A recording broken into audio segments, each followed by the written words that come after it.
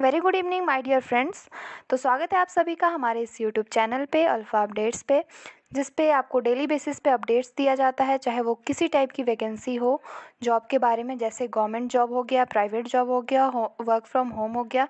तो ये सारी डिटेल्स बताई जाती है आपको, और उसके साथ साथ उसकी एलिजिबिलिटी क्राइटेरिया, पोस्ट के किस पोस्ट के लिए है, और फिर एज लिमिट सारे कुछ बताया जाता है।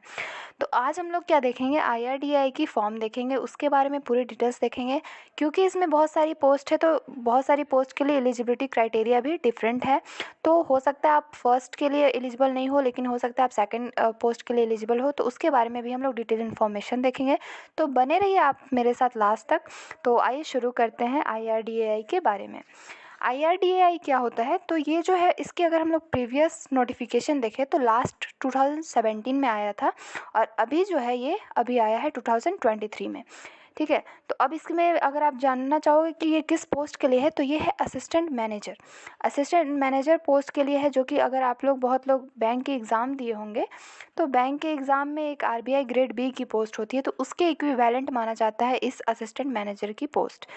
अगर इंश्योरेंस एग्जामिनेशन में देखेंगे तो ये इसकी हाईएस्ट पोस्ट मानी जाती है, क्योंकि इसकी अगर सैलरी देखोगे आप, तो 1,30,000 तक है इसकी सैलरी। तो बहुत हाई सैलरी है, तो ऑफकोर्स पोस्ट भी बहुत हायर होगा। तो ये हायर पोस्ट है। फिर इसके बारे में हम लोग देखते हैं कि इसकी जो डेट है, स्टार्टिंग डेट, लास्ट डेट कब तक है। तो इसकी जो फिलिंग है, फॉर्म फिलिंग, वो स्टार्ट हो चुकी है 11 अप्रैल से, और इसकी जो लास्ट डेट है वो है 10 मई 2023। तो ये इसकी लास्ट डेट है। अब इसमें अगर हम लोग देखें तो इसकी जो ऑफिशियल वेबसाइट है वो क्या है, www.irdai.government.in, जो यहाँ पे आपको यहाँ स्क्रीन पे दिख रहा है। ये देखिए, इसकी क्या है, ऑफिशियल वेबसाइट, जिससे आपको फॉर्म को अप्लाई करना है। और इसमें क्या होगा, जैसे बैंक के एग्ज़ाम में क्या होता है, 3 फेज़ होता है, phase 1, phase 2 and phase 3। Phase 1 क्या होता है, आपका प्री एग्ज़ाम होता है, ठीक है, जो बैंक के सारे एग्ज़ाम्स में होता है। एंड अगर फेज़ 2 देखें तो फेज़ 2 में होता है आपका क्या, डिस्क्रिप्टिव एग्जामिनेशन। उसमें भी होता है, बैंक में भी और यहाँ पे भी, लेकिन यहाँ पे थोड़ा सा पैटर्न अलग है, मैं उसको आपको आगे बताऊंगी। एंड थर्ड क्या होता है, इंटरव्यू। ठीक है। तो इसमें भी क्या है, 3 फेज़ है। अब हम लोग नेक्स्ट क्या देखेंगे कि ये पोस्ट, इस पोस्ट का नाम क्या है, और उसमें अगर जनरल कैटेगरीज वाइज देखें, जनरल, OBC, SC ST सभी की कैटेगरीज में देखेंगे उसकी पोस्ट की वैकेंसी।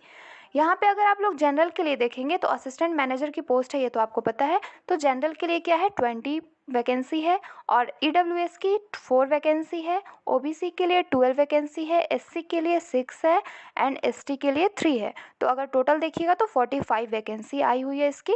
एंड यहाँ पे अब हम लोग देखेंगे कि जो सारे इसमें पोस्ट है उसके लिए क्या एलिजिबिलिटी क्राइटेरिया है, क्योंकि इसमें जितने भी पोस्ट है उसकी एलिजिबिलिटी क्राइटेरिया डिफरेंट है। तो आइए देखते हैं हम लोग एलिजिबिलिटी क्राइटेरिया। तो यहाँ पे देखिए क्वालिफिकेशन, यहाँ पे अगर टोटल पोस्ट आप लोग चेक करते हैं, टोटल पोस्ट 6 है, और यहाँ पे डिफरेंट है, यहाँ पे पोस्ट का नाम। तो यहाँ पे देखिए, ये फर्स्ट अगर पोस्ट यहाँ पे देखिए, मैं पहले 6 बताऊंगी, क्योंकि ये सभी लोग इसे अप्लाई कर सकते हैं। जो है इसमें जो इसकी एलिजिबिलिटी क्राइटेरिया है वो ग्रेजुएशन है, और ग्रेजुएशन में अगर आपकी 60% मार्क्स आई है तभी आप लोग अप्लाई कर सकते हो। तो 60% मार्क्स कंपलसरी है, उससे लेस होगा तो आप लोग नहीं अप्लाई कर पाओगे, अगर उससे ज़्यादा होगा तो कोई अच्छा है, बट यहाँ पे 60% मिनिमम क्वालिफिकेशन है। तो जनरलिस्ट का जो पोस्ट है, जिसमें सबसे ज़्यादा वैकेंसी हमेशा आती है, जैसे 2017 में भी इसकी सबसे ज़्यादा वैकेंसी थी, और अभी भी क्या है, इसके लिए टोटल वैकेंसी है 20, और इसकी एलिजिबिलिटी क्राइटेरिया क्या है, graduation with minimum 60% of marks. वैसे इसमें जितने भी आपके पोस्ट के लिए एलिजिबिलिटी क्राइटेरिया है, सारे में 60% मार्क्स चाहिए, लेकिन इसमें क्या है, सिर्फ ग्रेजुएशन होना चाहिए। फिर नेक्स्ट हम लोग देखते हैं, जो मेरा पोस्ट है वहाँ पे फर्स्ट जो पोस्ट है वो है एक्यूटेरियल के लिए पोस्ट है, वो 5 इसकी वैकेंसी है। और इसकी जब क्वालिफिकेशन देखेंगे तो क्या होना चाहिए, ग्रेजुएशन होना चाहिए, minimum 60% of marks, and 7 paper passed of IAI as per 2019 curriculum. तो ये डिफरेंट हो गया, इसकी क्वालिफिकेशन थोड़ी डिफरेंस है, ग्रेजुएशन तो होनी चाहिए 60%, और कोई भी डिसिप्लिन में चलेगा, इसमें कोई पर्टिकुलर यहाँ पे नहीं बताया है कि आपका ये कोर्स में होगा।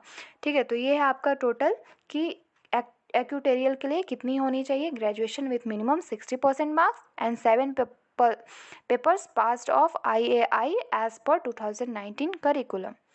सेकंड क्या है, फाइनेंस। फाइनेंस में आपका 5 वैकेंसी है। अगर इसकी एलिजिबिलिटी क्राइटेरिया देखते हो तो ग्रेजुएशन होना चाहिए, minimum 60% marks, and ACA, AICWA, ACMA, SCS और CFA, इसका क्वालिफिकेशन है। ठीक है।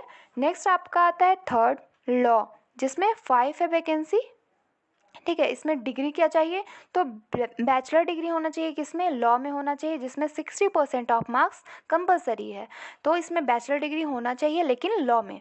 ओके। फिर नेक्स्ट है आपका 4 IT, जिसमें 5 होना चाहिए, 5 है इसकी वैकेंसी, और इसकी एलिजिबिलिटी क्राइटेरिया देखेंगे तो बैचलर डिग्री किन्हीं में से एक में होना चाहिए, जैसे इंजीनियरिंग में क्या, इलेक्ट्रिकल हो गया, इलेक्ट्रॉनिक्स हो गया, इलेक्ट्रॉनिक्स एंड कम्युनिकेशन हो गया, इंफॉर्मेशन टेक्नोलॉजी जो IT आप लोग बोलते हो, computer science, software engineering with 60% of marks, मतलब मिनिमम 60% मार्क्स होना चाहिए। या फिर क्या होना चाहिए, अगर आप मास्टर्स किए हो कंप्यूटर में, जैसे MCA जिसको बोलते हैं हम लोग, तो MCA में मास्टर्स किए हो आप, तो वो हो गया आपका मिनिमम क्वालिफिकेशन कितना होना चाहिए, 60% ऑफ मार्क्स इन MCA। और या फिर क्या होगा, बैचलर डिग्री कोई भी डिसिप्लिन में, लेकिन इसमें पोस्ट ग्रेजुएशन किस में होना चाहिए, कंप्यूटर्स में या फिर IT, जिसमें क्वालिफिकेशन क्या है, 60% ऑफ मार्क्स। और फिफ्थ आपका पोस्ट क्या है, रिसर्च के लिए भी 5 वैकेंसी है।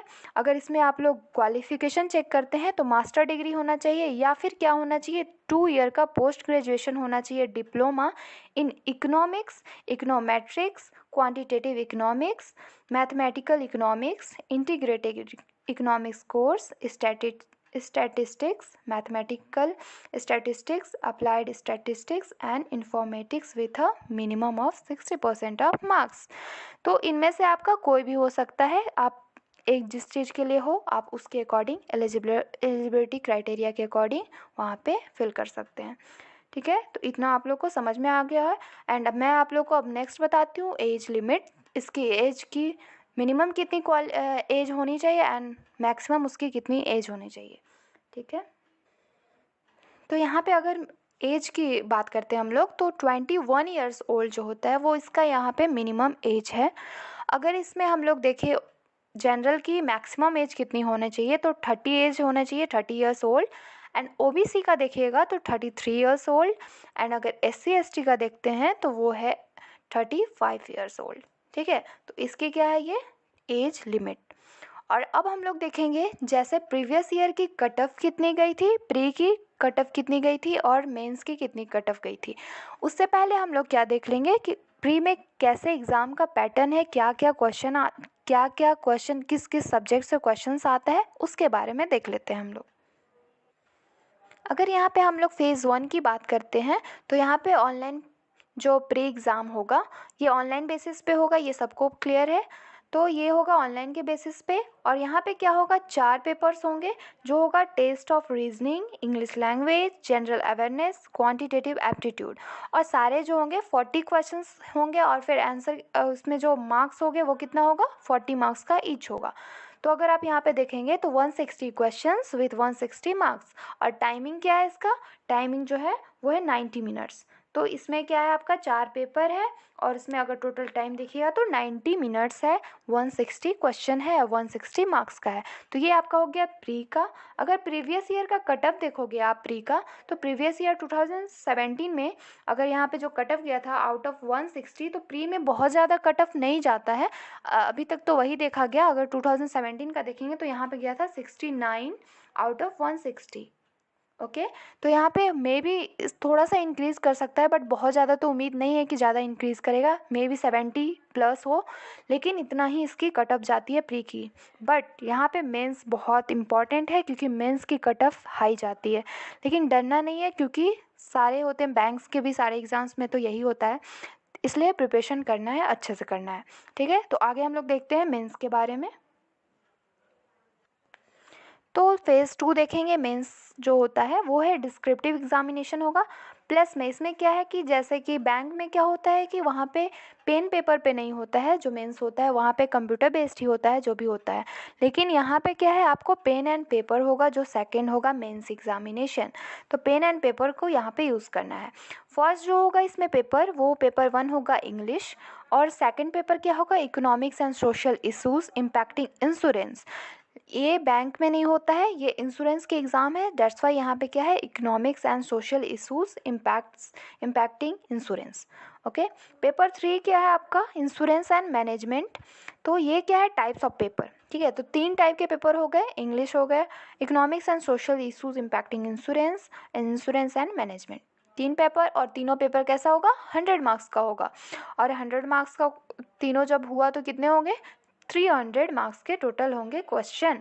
और यहाँ पे आपको टाइमिंग क्या मिलेगा, तो सारे के लिए 60 मिनट्स मिलेंगे, ओवरऑल 180 मिनट्स होगा। ओके, तो ये सारे आपका पेपर्स का डिटेल था मेंस एग्जामिनेशन का। अगर प्रीवियस ईयर का कट ऑफ देखते हो आप यहाँ पे, तो यहाँ पे कट ऑफ बहुत हाई जा गई थी। जैसे कि यहाँ पे 200 प्लस गया था, आई थिंक 205 गया था, एंड आउट ऑफ 300। ठीक है, तो यहाँ पे मेंस बहुत ज़्यादा यहाँ पे क्लियर करने में थोड़ा सा मुश्किल होती है, बहुत ज़्यादा भी नहीं, हाँ मुश्किल होती है, लेकिन मुश्किल से हार नहीं मानना है। सो प्रिपरेशन अच्छे से कीजिए आप लोग। सिलेक्शन होगा क्यों नहीं होगा, सबकी होती है, तो आप लोगों की भी होगी। सो अब हम लोग आगे देखते हैं।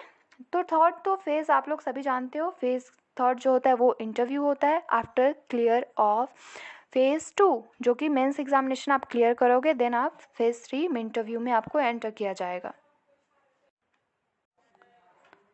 अगर यहाँ पे एग्जामिनेशन सेंटर आप लोग चूज देखोगे, तो फिर यहाँ पे डिफरेंट स्टेट के लिए है, तो डिफरेंट स्टेट के लिए सेंटर्स डिफरेंट होंगे, तो आप अपने अकॉर्डिंग चेक कर सकते हो। यहाँ पे ऑलरेडी गिवन है, ठीक है। लेकिन इसमें और क्या है, ये तो प्री के लिए हो गया। मेंस के लिए क्या है कि आपको पर्टिकुलर एक प्लेस ही है जिस पे आपको जाना है, उसके बारे में बताती हूँ मैं, जो है दिल्ली। दिल्ली है, कोलकाता है, हैदराबाद है, मुंबई, नवी मुंबई, थाने, MMR रीजन। ये कुछ सेंटर है जहाँ पे आपको मेंस के लिए बस इतने ही जगह में जाना होगा, मतलब इतने ही के अंदर में आपको जाना है, कोई और नहीं हो सकता है सेंटर। ठीक है, तो डिस्क्रिप्टिव एग्जामिनेशन कहाँ पे होगी आपकी, या तो हैदराबाद, कोलकाता, मुंबई, नवी मुंबई, थाने, MMR रीजन, या फिर दिल्ली और NCR। ठीक है, तो इनमें से क्या होगा, आपको सेलेक्ट करना होगा आपके अकॉर्डिंग, जो आपको कंफर्टेबल लगे। फिर नेक्स्ट आता है इसकी fee, examination application fee. Application fee यहाँ पे चेक करेंगे आप, तो SC ST और PWBD के लिए क्या है, 100 रुपीज़ फ़ी है। ठीक है, और अगर दूसरे अदर देन SC ST जो हैं, जैसे कि जनरल हो गए और OBC हो गए, वो उनके लिए जो फ़ी है 750 रुपीज़ है। तो ये फ़ी स्ट्रक्चर हो गया कैटेगरी वाइज, आप लोग अपने अकॉर्डिंग देख लीजिएगा। सो होप आप लोग को सारी बातें क्लियर हो गई होगी। अगर आप लोग को फिर भी कुछ डाउट है तो आप लोग कमेंट सेक्शन में पूछ सकते हो, या फिर मेरा टेलीग्राम चैनल है, लिंक मेरे डिस्क्रिप्शन में रहेगा, आप वहाँ भी पूछ सकते हो। So thanks for watching this video, and अगर आपको ये वीडियो पसंद आई होगी तो please like, subscribe and share ज़रूर कीजिएगा। So thank you.